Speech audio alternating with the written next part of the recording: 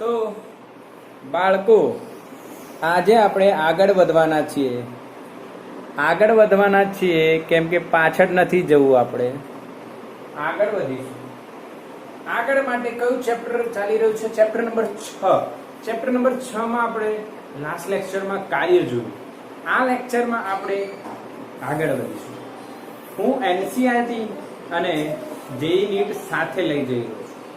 તમને કહી દેવામાં આવે કે નીટમાં આ વર્ષે 33 ક્વેશ્ચન ડાયરેક્ટલી ફ્રોમ એનસીઆરટી પૂછાયા છે. 33 એટલે 4 તરી 12 ને 4 તરી 12, 132 માર્કનું સીધું એનસીઆરટી માંથી આવ્યું છે. ફિઝિક્સમાં એટલે એનસીઆરટી ચલાવવી ખૂબ જ જરૂરી છે અને સમજવી, એના શબ્દો વાંચવા, કન્સેપ્ટ સમજવા, લખવા, સૂત્રો બનાવવા, ચોપડામાં બનાવી દેવાના સૂત્રોના પાક્કા. જો બાકી હશે તો પડશે પછી. હા બેટા, જોજો, અઘરું પડશે, તમને નુકસાન થશે. ચોપડો સૂત્રનો હોવો જોઈએ, એમાં નાના નાના કન્સેપ્ટ લખેલા હોવા જોઈએ. ચલો તો આજના લેક્ચરમાં આપણે આગળ વધીએ અને એનસીઆરટી જ ફોલો કરીશું. તો આજે આપણે જોવાના છે એનસીઆરટી પ્રમાણે કાર્ય ઉર્જા પ્રમેય, ઇંગ્લિશમાં કહેવાય વર્ક એનર્જી થિયરમ. એટલે આ એક પ્રકારે એવું કહેવામાં આવે છે કે કાર્યનું ઉર્જામાં અને ઉર્જાનું કાર્યમાં રૂપાંતર થાય છે, એટલે એને કાર્ય ઉર્જા પ્રમેય કહેવાય છે. તમને એક વાત સમજાઈ દઉં.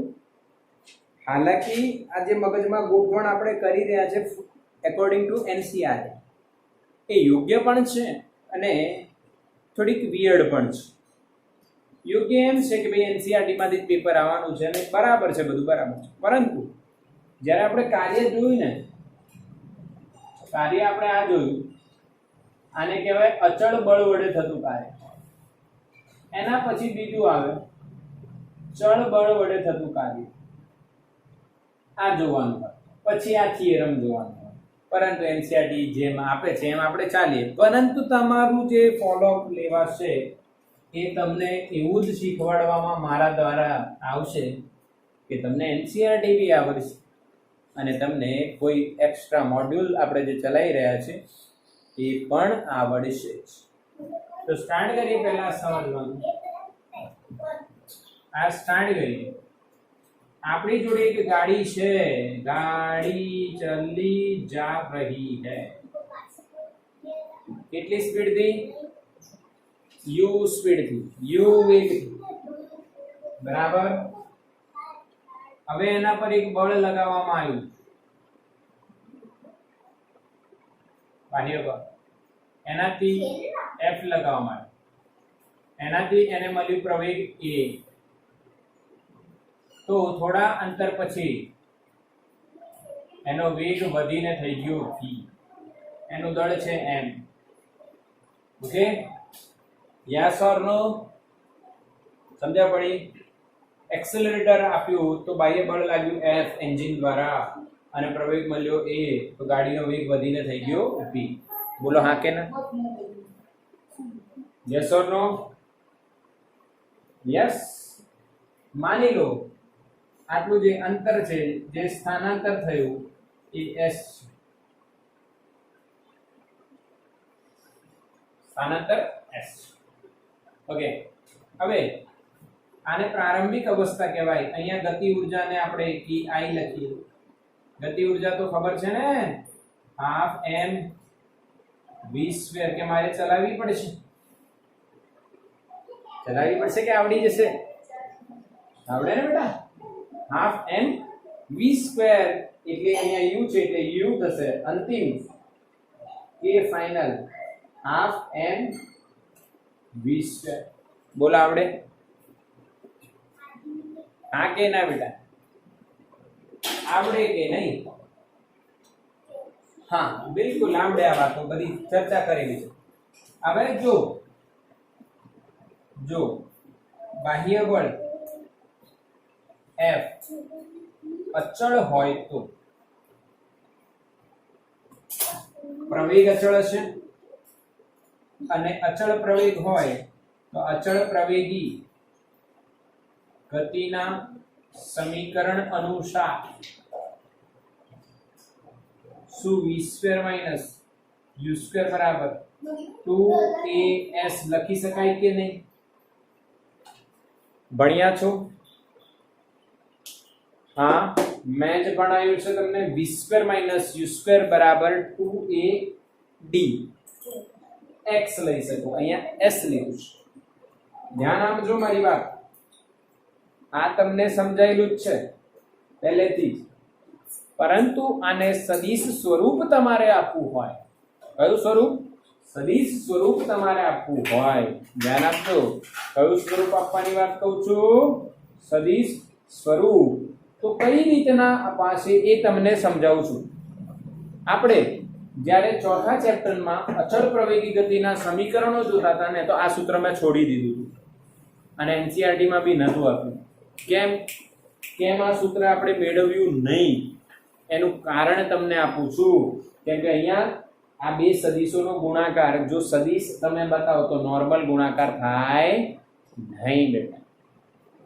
તો આ સૂત્ર કઈ રીતના આવે સદિશ સ્વરૂપે, અહીંયા એક ઝલક જોઈએ, એક એની ઝલક જોઈએ. તો બેટા તમને ખબર જ છે આ સૂત્ર સદિશ સ્વરૂપની વાત થઈ રહી છે. સદિશ સ્વરૂપ v બરાબર u પ્લસ at લખાય કે ના લખાય? 100% લખાય. 100 એ 100% આવું લખાય. બીજું તમે શું ભણ્યા હતા? s બરાબર ut plus half at square. આ પણ આપણે ભણ્યા છે. ક્લિયર છે? હવે આમાં આપણે જ્યારે ત્રીજું સમીકરણ મેળવવા જઈએ છીએ, નોર્મલી ત્રીજું સમીકરણ જ્યારે આપણે મેળવવા જઈએ છીએ ત્યારે આપણે સ્થાનાંતર લખતા હતા સૂત્ર સ્વરૂપે. s બરાબર સ્થાનાંતર બરાબર સરેરાશ વેગ ગુણ્યા સમય. જો હવે આને સદિશ સ્વરૂપે લખો તો સ્થાનાંતર s બરાબર સરેરાશ વેગ v પ્લસ u બાય 2 સદિશ સ્વરૂપે ઇન્ટુ t લખાય બેટા? હા કે ના? યસ ઓર નો બેટા? ક્લિયર છે આ વસ્તુ? યસ, બિલકુલ ક્લિયર છે. ક્લિયર દેખાઈ પણ રહ્યું છે. થોડીક ઇન્ટેન્સિટી બદલાઈ છે એટલે આપણે થોડી વધારી હતી. ઓકે, હવે ટી આને હું સમીકરણ 1 કહું, આને સમીકરણ 2 કહું. સમીકરણ 1 પરથી તમે શું t બરાબર સદિશ v માઈનસ સદિશ u અપોન સદિશ a લખી શકો? હા કે ના? ક્લિયર કે નહીં?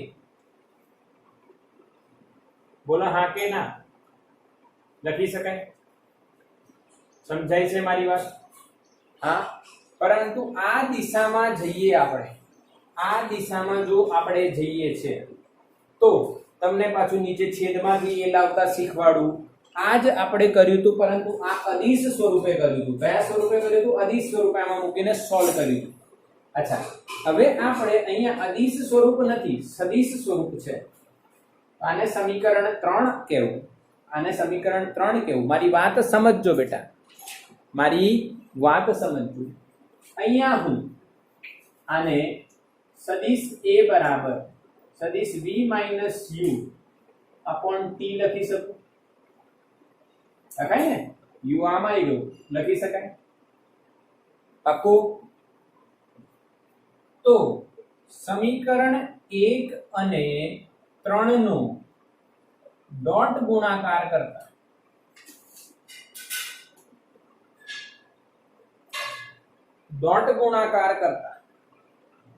ડાબી બાજુમાં a ડોટ s મળશે.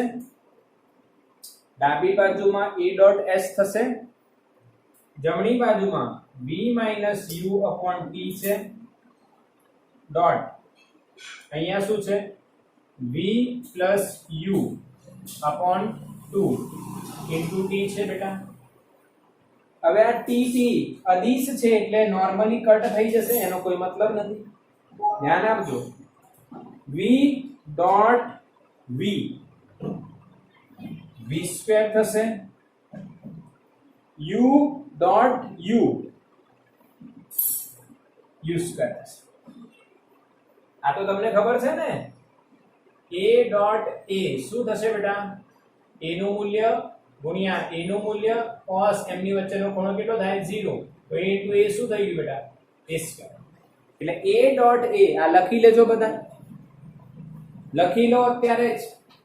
a ડોટ a બરાબર a સ્ક્વેર થાય. હવે ક્લિયર દેખાય? a ડોટ a બરાબર a સ્ક્વેર થાય. અહીંયા v dot v v square થાય. હા કે ના? પછી તમે કહેશો સર u જોડે કેમ ના કરું? કરી લો. v ડોટ u અહીંયા માઇનસ u ડોટ v. એટલે અગર જો તમે લખવા જાઓ આને પૂરેપૂરું તો તમને ખબર પડશે. જો v ડોટ v પહેલા આની જોડે પછી આની જોડે પ્લસ v ડોટ u, હવે માઇનસ u નું માઇનસ u ડોટ v અને minus u dot u, u નું u જોડે અપોન 2. આ બગડાને ઉઠાઈને તમે આ બાજુ લખો તો કોઈ પ્રોબ્લેમ ના કહેવાય. 2a dot s. હવે આ બંને સમક્રમી છે, ખબર છે ને? અદિશ ગુણાકાર સમક્રમી છે. v ડોટ u બરાબર u ડોટ v એટલે 1 પ્લસ 1 માઇનસ કટ થઈ ગયું. બચે શું? v dot v v dot v v into v cos 0 એક જ દિશા એટલે v square minus u square અહીંયા આવશે.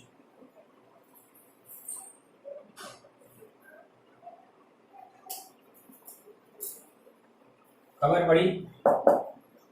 હા કે ના? કઈ રીતના સદિશ સ્વરૂપે એનું ચોથું ઇક્વેશન જે આપણે ડિરાઈવ નતું કર્યું તે સમયે કીધું હતું કે પછી કરીશું જ્યારે તમને ડોટ ગુણાકાર આવડી જાય. હવે તમને ડોટ ગુણાકાર આવડી ગયા એટલે મેં તમને કરી બતાવ્યું. હા કે ના? હા કે ના બેટા? બોલો, આવડ્યું? આ સમજવા માટે છે. 1 2 3 અને 4 તૈયાર કરવા માટે છે. આ સૂત્રો લખી લેજો. મને નોટબુક બનાવેલી જ જોઈએ, નહીં હોય તો તમારે જ અઘરું પડશે. મારે નોટબુક જોઈએ ને જોઈએ, જેમાં સૂત્રો અને નોટ્સ લખેલી હોવી જોઈએ. ઠીક. સ્ક્રીનશોટ લઈ લો અને સાફ કરીશું. સ્ક્રીનશોટ લઈ લો અને સાફ કરીશું.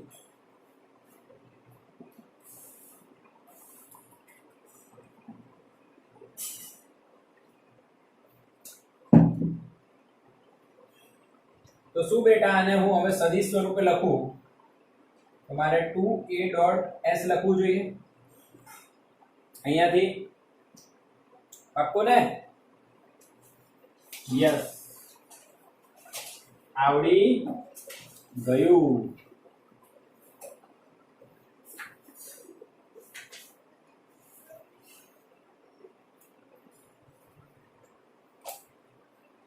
ચલો ઠીક, સમજીએ. ક્લિયર? હવે અહીંયા બંને બાજુ m/2 વડે ગુણતા. હવે આવી કારસ્થાન કરવાનો વિચાર ક્યાંથી આવે? અરે અહીંયા v સ્ક્વેર છે તો ગતિ ઊર્જા લાવી હોય તો હાફ m જોઈએ ને. m/2 ગુણી દીધા તો આ બાજુ ગુણવા પડશે. તો ગુણીએ એટલે આ બાજુ તો half mv square minus half m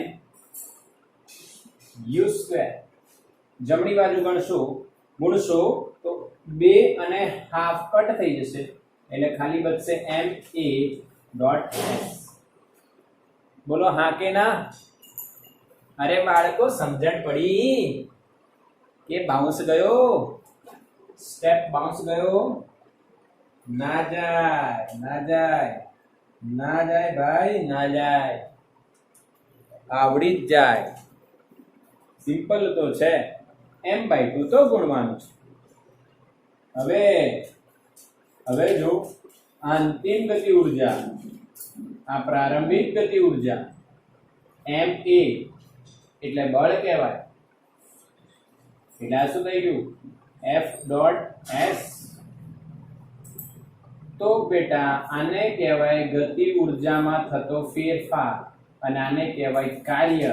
અને આ જે સૂત્ર આવ્યું એને કહેવાય કાર્ય ઉર્જા પ્રમેય. બોલા હા કે ના? સમજાય પડી બધાને?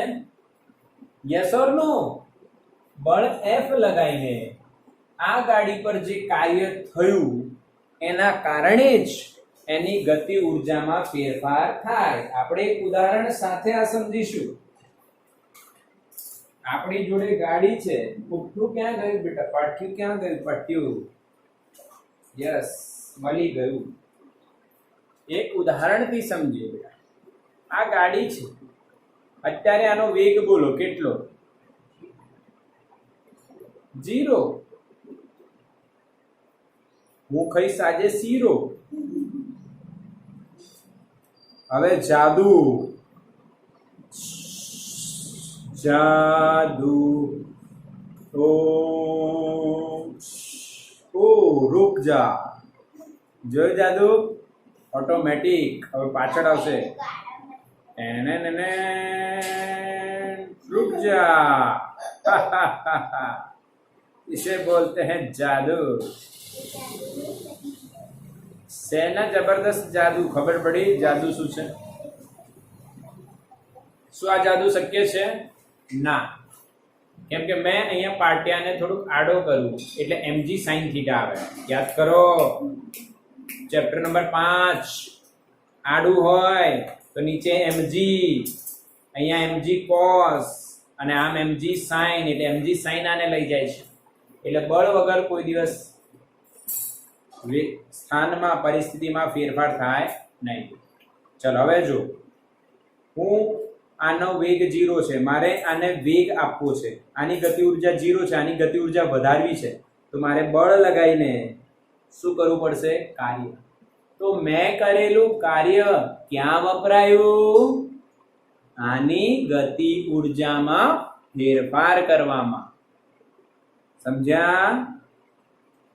મેં કરેલું કાર્ય ક્યાં વપરાયું? આની ગતિ ઉર્જામાં ફેરફાર કરવામાં. આને જ કહેવાય કાર્ય ઉર્જા પ્રમેય અથવા કાર્ય ગતિ ઉર્જા પ્રમેય. પદાર્થની ગતિ ઉર્જામાં થતો ફેરફાર, પદાર્થની ગતિ ઉર્જામાં થતો ફેરફાર એ તેના પર લાગુ પાડેલા બાહ્ય બળ વડે થતા કાર્ય બરાબર હોય છે. પાકો? એકદમ સિમ્પલ. સિમ્પલમાં સિમ્પલ લોજિક છે. આને કહેવાય કાર્ય ઉર્જા પ્રમેય. બોલો આવડ્યું કે નહીં? બંને બાજુના એકમ સરખા છે ને, આ જૂલ ને આ જૂલ સરખું છે, એટલે લોજિકલ વાત સમજાઈ ગઈ. પાકો? હા, તો આનું સ્ક્રીનશોટ લો. ઉદાહરણ હોય તો જોઈએ.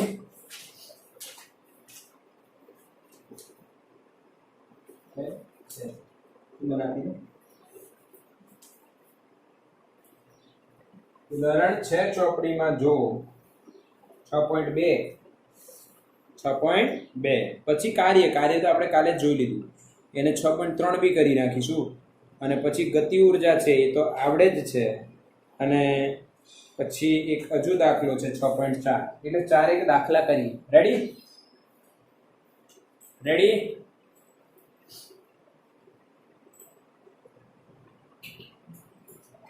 રેડી કે નહીં? અચ્છા, રેડી નહીં? રેડી. અહીંયા હું તમને ગતિ ઉર્જા સમજાવી દઉં. ચલો,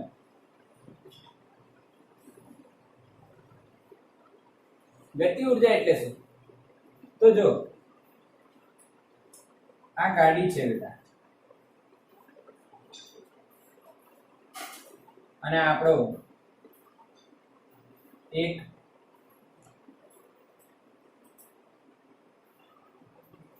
પડદો છે. આ ગાડીનો વેગ છે u 10 મીટર પર સેકન્ડ, એનું દળ છે 1000 કિલો. તો બતાવો આ પડદો સાદો પડદો છે, ફાટશે કે રહેશે?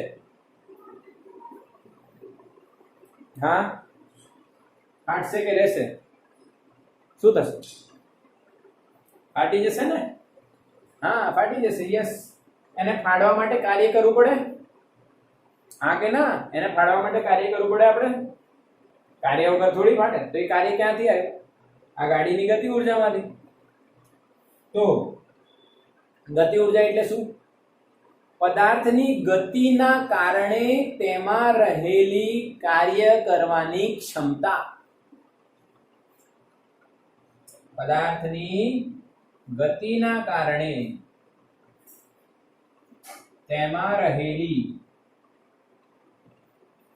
કાર્ય કરવાની ક્ષમતાને ગતિ ઉર્જા કહે છે. હા કે ના? હા કે ના? યસ ઓર નો? બધાને ખબર છે? ગતિ હોય તો જ કાર્ય થશે, ગતિ ન હોય તો અહીંયા કાર્ય શૂન્ય ગણાશે. સમજજો મારી વાત સમજજો બેટા. એટલે કાર્ય કરવા માટે જે ઉર્જા જોઈએ એ ઉર્જા ગતિ સ્વરૂપે મળે, પછી સ્થિતિ સ્વરૂપે બી મળશે, એ અલગ વસ્તુ છે. અત્યારે ગતિની વાત છે. ગતિ સ્વરૂપે હોય કાર્ય કરવાની ક્ષમતા, એને ગતિ ઉર્જા કહેવાય. જેમ કે તમારી જોડે એક બોલ છે, એ બોલથી તમે આવી રમત તો જોઈએ છે ને, આ બોલ આમ નાખો, આમ ગબડી ગબડી પડી જાય. આને પાડવા માટે કાર્ય કરવું પડે. એ કાર્ય કયા સ્વરૂપે રહેલું છે? આમાં ગતિ. તો પદાર્થની ગતિને કારણે તેમાં રહેલી કાર્ય કરવાની ક્ષમતાને ગતિ ઉર્જા કહે છે. બોલો હા કે ના બાળકો? અરે હા કે ના? યસ. સ્ક્રીનશોટ લઈ લો. ગતિ ઉર્જા એકમ જૂલ. અદિશ રાશિ. કેવી રાશિ? અદિશ રાશિ. કેમ કે કાર્ય અદિશ રાશિ છે, તો ઉર્જા ગતિ ઉર્જા પણ અદિશ રાશિ છે. દિશા પર આધાર રાખતી નથી, માત્ર મૂલ્ય ધરાવે. માત્ર મૂલ્ય. ચલો ઠીક. હવે દાખલા ગણીશું બેટા.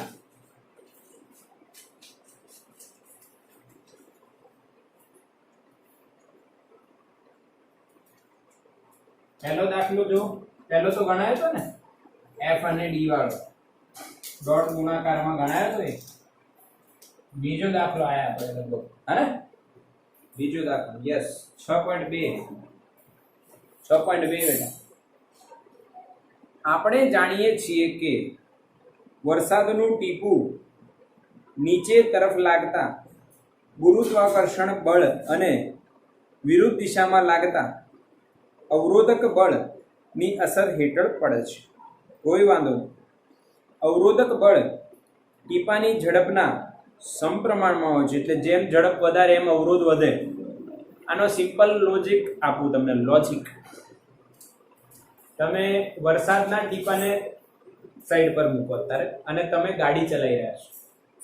એ વિચાર, તમે ગાડી ચલાવી રહ્યા છો તો તમારી સામે હવા લાગે તમને? હા કે ના? હવા વધારે લાગતી હોય એટલે હવાનું વાતાવરણ હોય તો હવા વધારે લાગે. જેમ તમે સ્પીડ વધારો તેમ હવા વધારે લાગે. હવે હવા જે છે તમારી ગતિની વિરુદ્ધ દિશામાં, એટલે તમારી ગતિને અવરોધે છે, એટલે એને અવરોધક બળ કહેવાય. અને એ અવરોધક બળ સ્પીડ વધતા, વેગ વધતા વધી જાય છે. પાક્કું કે નહીં? હા કે ના?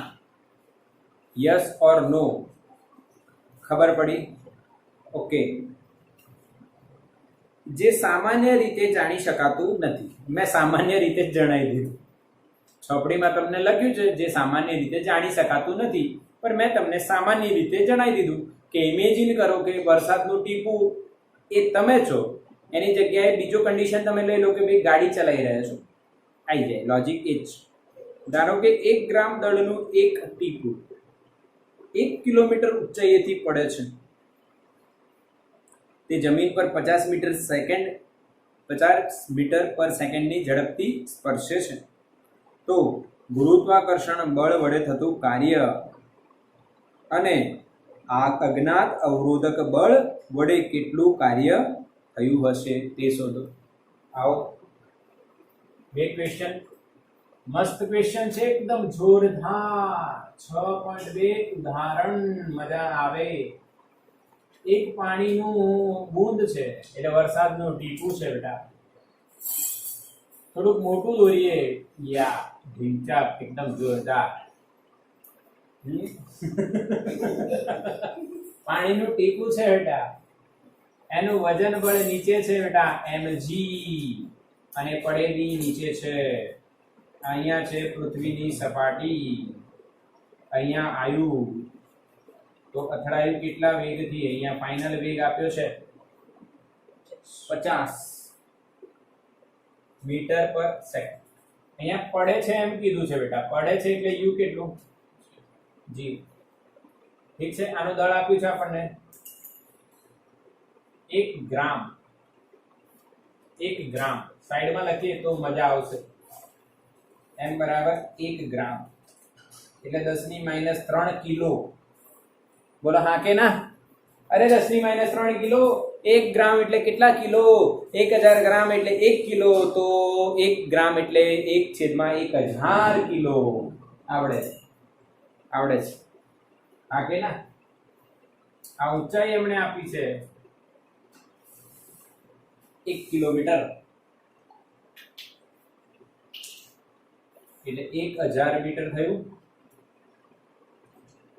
પડે છે. તો પહેલો ક્વેશ્ચન એ છે ગુરુત્વાકર્ષણ બળ વડે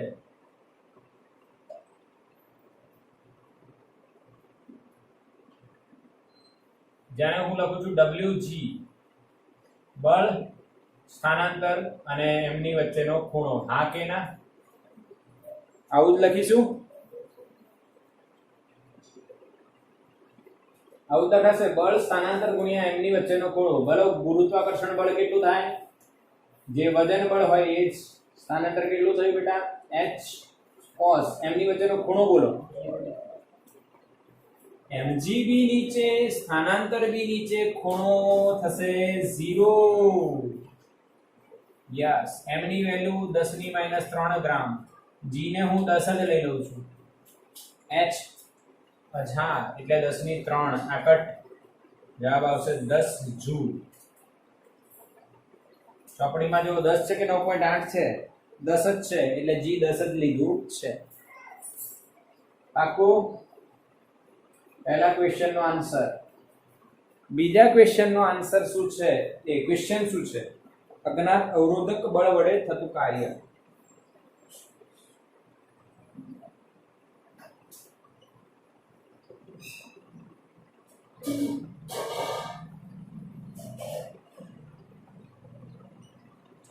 અહીંયા કેમ કંઈક વિચારવું પડશે, કેમ કે અજ્ઞાત અવરોધક બળ જાણવું શક્ય નથી એવું કીધું એમણે. થોડું અઘરું છે.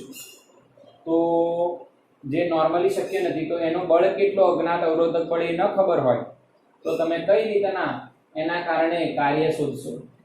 અઘરું કહેવાય. પરંતુ અહીંયા લગાવીશું બેટા કાર્ય ઊર્જા પ્રમેય ડેલ્ટા k બરાબર w. હા કે ના? k final minus k initial બરાબર wg પ્લસ wr. એની ઇનિશિયલ ગતિ ઊર્જા કેટલી બેટા? 0. એની ફાઇનલ ગતિ ઊર્જા કેટલી થશે? ½ mv². તો ગતિ ઊર્જામાં ફેરફાર થયું તો અહીંયા કાર્ય થયું હશે. બેટા કોણે કાર્ય કર્યું? તો એક કર્યું વજન બળ, બીજું કર્યું અહીંયા અવરોધક બળ. કયો બળ લાગે? અવરોધ બળ. કયો બળ લાગે? અવરોધક બળ, જે ગતિની વિરુદ્ધ દિશામાં લાગે. તો અવરોધક બળ બી શું કરી રહ્યું છે? કાર્ય. તો ટોટલ કાર્ય કેટલું થશે? ગુરુત્વાકર્ષણ બળ વડે થતું કાર્ય વત્તા અવરોધક બળ. R નો મતલબ રેઝિસ્ટન્સ, અવરોધ.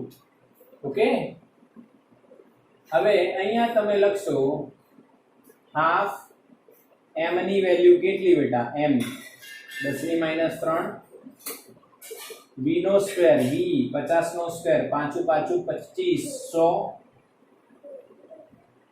-0 બરાબર ગુરુત્વાકર્ષણ બળ વડે થતું કાર્ય 10. આપણે શોધવાનું છે WR. માટે આને તમે સોલ્વ કરી શકો છો. આને કહેવાય 2500. કેમ? 50 નો વર્ગ, 5 નો વર્ગ 25 અને 10 નો વર્ગ 100 એટલે 2500 બરાબર ને? અને 2500 ના અડધા કેટલા થાય? 12 50 થઈ જાય બેટા. અને 10 ની -3 એટલે 1.25 થઈ ગયું બેટા. 1250 ભાગ્યા 1000 એટલે 1.25 બરાબર. આ તો 0 છે. 10 પ્લસ WR, તો WR શું થશે બેટા? -8.75 જૂલ. અરે હા કે ના? 1.25 માંથી 10 બાદ કરો એટલે 10 માંથી 1.25 બાદ કરો પર માઈનસ થઈ જશે આગળ. એટલે 8.75. બોલો આવ્યો કે જવાબ? જો યસ આવ્યો જવાબ. આવ્યો કે નહીં? આ ઋણ કેમ છે? આ ઋણ કેમ છે? તો ઋણ હોવાનું કારણ તમને ખબર પડશે. બળ આમ લાગે છે, સ્થાનાંતર આમ થાય છે, એટલે અવરોધક બળ વડે થતું કાર્ય ઋણ જ આવે. હા કે ના? સમજણ પડી કે નહીં? તો બેટા સ્ક્રીનશોટ લઈ લો. સ્ક્રીનશોટ. એના પછી એનસીઈઆરટી માં જો કાર્ય છે,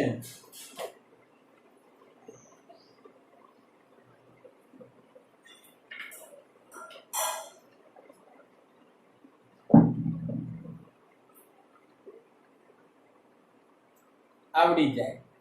ચલો ડન. કાર્ય મેં તમને કાલે શીખવાડી દીધું બેટા. હવે કાર્યના અલગ અલગ એકમો આમાં આપેલા છે એનસીઈઆરટી માં. અર્થ, ઇલેક્ટ્રોન વોલ્ટ, કેલરી અને કિલોવોટ અવર. એ બધા તમે 10માં જોઈ ચૂક્યા છો. હા, એટલે મારે કંઈક ભણાવવાની જરૂર નહીં. અને હાલાકી આગળ આવવાના છે ફરી, તો ફરી ભણાવી દઈશ. ડોન્ટ વરી, ભણીશું ફરી.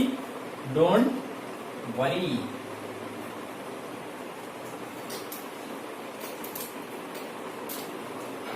ચલો ઉદાહરણ નંબર 6.3. ઉદાહરણ નંબર 6.3. એક સાયકલ સવાર, માની લો એક નાનો સાયકલ સવાર છે, નાની સાયકલ પર જઈ રહ્યો છે. 10 મીટર અંતર ઘસડાઈને સ્થિર થાય છે. એટલે ઘસડાઈ ગયો ભાઈ, અને 10 મીટર અંતર કાપે છે, ઘસડાઈને સ્થિર થાય છે, અને એનું મોઢું વાંકું થઈ જાય છે.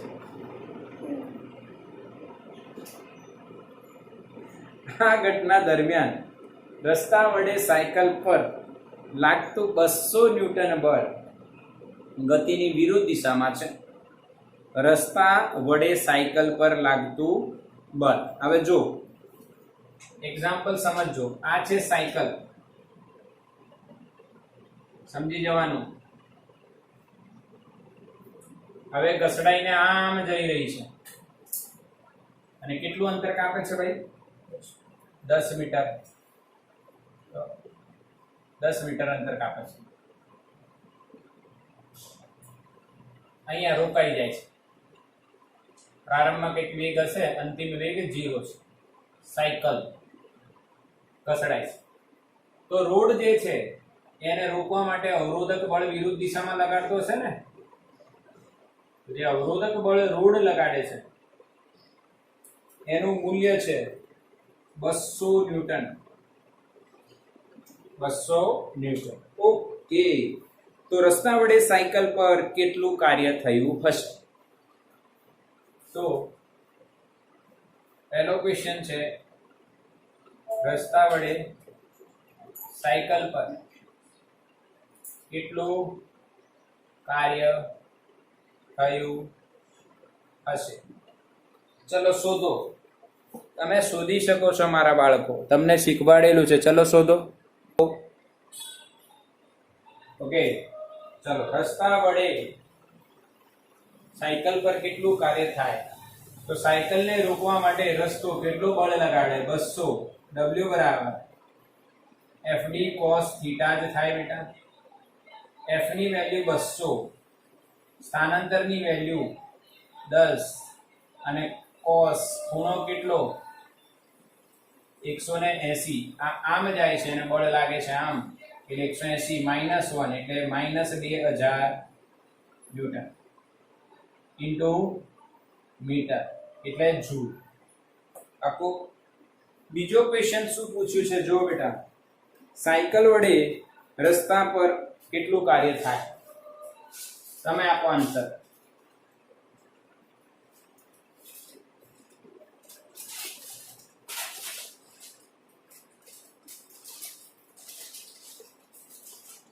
કેટલું થાય બોલો? રસ્તા, ધ્યાન આપજો, રસ્તા વડે સાયકલ પર આટલું કાર્ય થાય. તો સાયકલ વડે રસ્તા પર કેટલું કાર્ય થયું એ તમે જવાબ આપો. યસ યસ, 2000, 2200, 2000 આવા આન્સર આવી ગયા. 2000, યસ, સરસ જવાબ આવી રહ્યા છે. ફરી કહું છું, રસ્તા વડે સાયકલ પર -2000 હોય તો સાયકલ વડે રસ્તા પર કેટલું હશે? ન્યૂટનની ગતિનો ત્રીજો નિયમ આવડે ને? આઘાત 2000 હોય તો પ્રત્યાઘાત 2000 જ હોય.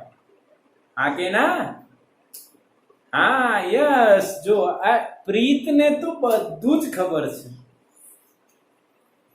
હું હા કે ના પૂછ્યું એટલે પહેલો મેસેજ પ્રીત હોય. ઢીંગા પ્રીત. હા ઢીંગા, તને આટલું બધું કઈથી નોલેજ આવે છે લે? હે, મને એવું લાગે છે કે ગૂગલ પણ તારી જોડે માહિતી લેતું હશે.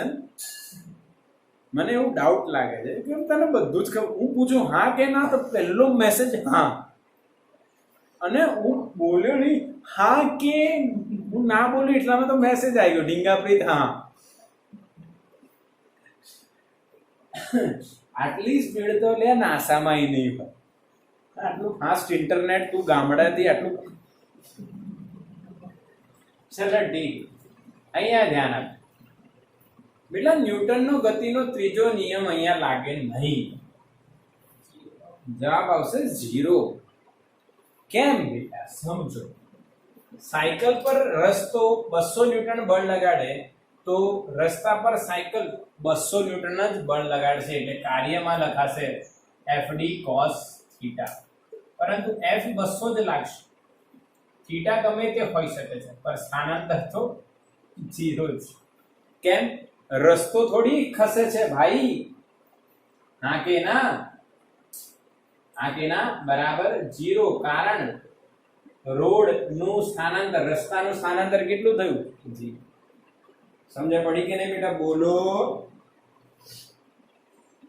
હા કે ના? યસ. સ્ક્રીનશોટ લઈ લો લેક્ચરનો છેલ્લો. જો પાછળ ઢીંગાનો જ આન્સર પહેલા હા. ચલો સ્ક્રીનશોટ લો ફટાફટ. છેલ્લો દાખલો ગણી લે આજનો. 6.4.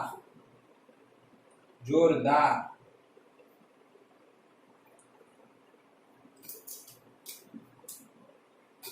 પછી જમવા જઈશું બધા, એટલે જમવાનો સમય થઈ ગયો છે. અમુક લોકોએ તો લેક્ચરમાં જમી લીધું હશે, બાજુમાં બેઠા બેઠા રાખ્યું હશે. હા, હા કે ના ડીંગા? ડીંગા હા, ડીંગા હા બોલ, ડીંગા હા બોલ.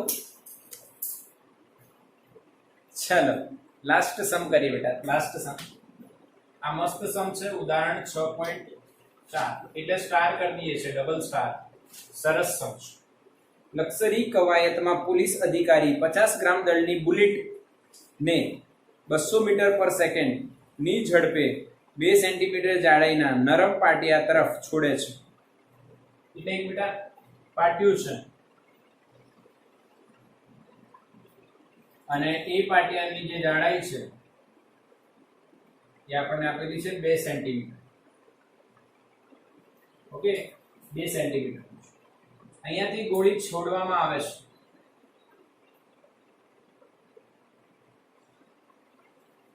અને ગોળીનું દળ છે 50 ગ્રામ. 50 ગ્રામ એટલે 50 અથવા 5 ગુણ્યા 10 ની માઈનસ 4 કિલો. એ તો ખબર છે ને, પાછું અમારે કરાવવાનું ન હોય. 50 ગ્રામ, ગ્રામ એટલે 10 ની માઈનસ 3. ઓકે, અહીંયા 10 ની માઈનસ 2 આવશે. કેમ કે 50 ગુણ્યા 10 ની માઈનસ 3 એટલે 5 ગુણ્યા 10 ની માઈનસ 2 થઈ જશે. એક 0 ઓછો થઈ જશે. ઓકે, હવે આનો પ્રારંભિક વેગ આપણને આપ્યો છે 200 મીટર પર સેકન્ડ. હવે બુલેટ તેની પ્રારંભિક ગતિ ઉર્જા જે હશે એની 10% ઉર્જા સાથે તેમાંથી બહાર નીકળે છે. એટલે અહીંયા જ્યારે આવે છે ત્યારે એનો વેગ કેટલો એ ખબર નથી, એ જ શોધવાનો છે. આ વેગ જ શોધવાનો છે. પણ અહીંયા જે અંતિમ ગતિ ઉર્જા છે એ પ્રારંભિકની 10% જ બચે છે. પ્રારંભિકની કેટલી બચે છે? 10% જ બચે. તો અંતિમ વેગ બુલેટ બહાર નીકળતી બુલેટની ઝડપ કેટલી હશે? બોલો, ખતમ. કન્સેપ્ટ મેં તમને આપી દીધો. બસ અહીંયા લગાવો. Half m v square is equals to 10% એટલે 10 ભાગ્યા 100 half m u square. Half m ગયું, આ એક 0 ગયો, તો વી સ્ક્વેર બરાબર યુ નો સ્ક્વેર એટલે 200 નો વર્ગ, 2 નો વર્ગ 4 અને 2 0 ની જગ્યાએ બીજા 2 વધી જશે, છેદમાં 10. આ 0 કટ. હા, એટલે 4000 નું વર્ગમૂળ કેટલું આવે શોધો. 4000 નું વર્ગમૂળ અને જવાબ કેટલો આવે એ મને કહો.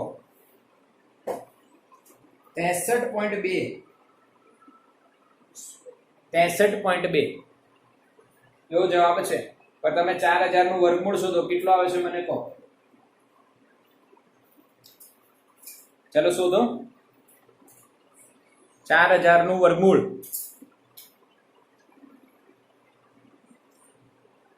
.245